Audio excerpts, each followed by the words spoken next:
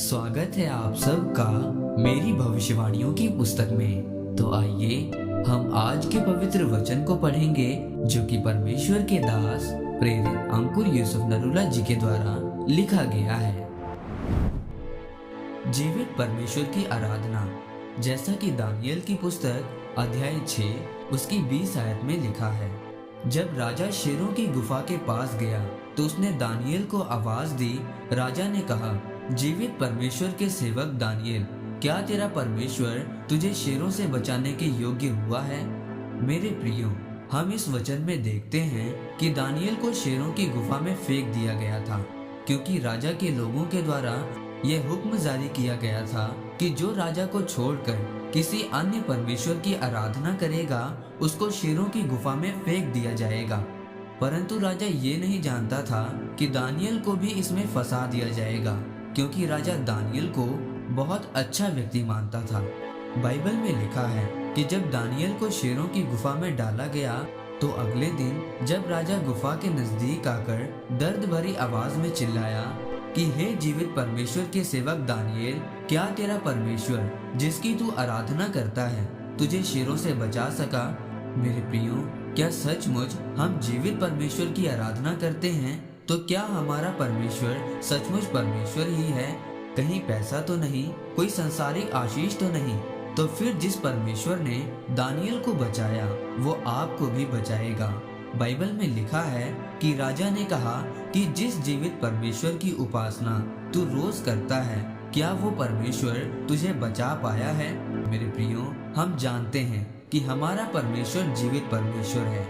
वो आज भी लंगड़ों को चलाने वाला परमेश्वर है। वो आज भी अजीब और अचंभे काम करने वाला परमेश्वर है। यदि आज हम परमेश्वर की बातों पर ध्यान लगाते हैं और उसकी आराधना करते हैं, जिस तरह परमेश्वर ने धनी आदमी को कहा था कि तू अपना सब कुछ बेचकर मेरे पीछे आ, परंतु वो अपने धन को नहीं छोड़ पाया, जबकि परमेश्वर ने उसको धन को इसलिए नहीं छोड़ने के लिए कहा था कि परमेश्वर उसे निराश देखना चाहते थे। परमेश्वर चाहते थे कि उसका ध्यान उसके धन की तरफ ना हो और वो परमेश्वर में होकर सब कुछ पाए। वो परमेश्वर की आराधना करते हुए आगे बढ़े और आशीष को पाए। मेरे प्रियो, यदि हम परमेश्वर की आराधना करते हैं, यदि हम जीवित परमेश्वर के सच्चे दास हैं, तो फिर जो परमेश्वर समय पर काम करने वाला परमेश्वर है, जिसने दानियल को बचाया, आपको भी बचाएगा और समय आने पर साबित करेगा लोगों में कि वो आपके साथ है और उसका हाथ आपके सिर के ऊपर है और आप यीशु मसीह के नाम में बड़े कामों को देखेंगे। आमीन। आइए परमेश्वर के दास के द्वारा लिखी गई इस प्रार्थना को आप मेरे साथ एक मन होकर करें। सर्वशक्तिमान परमेश्वर, मैं प्रार्थना करता हूँ कि मैं अपनी पूरी जिंदगी आपकी आराधना कर सकूं, आपकी सेवा कर सकूं। मेरी उपासना का मकसद भटके ना।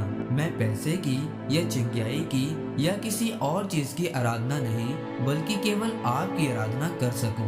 मेरे पिता, मुझे इस भक्ति के जीवन में बढ़ाएं। मैं इस धार्मिकता से भरे जीवन को जी सकूं और आपकी आराधना कर सकूं। प्रभु यीशु मसीह के नाम में आमीन।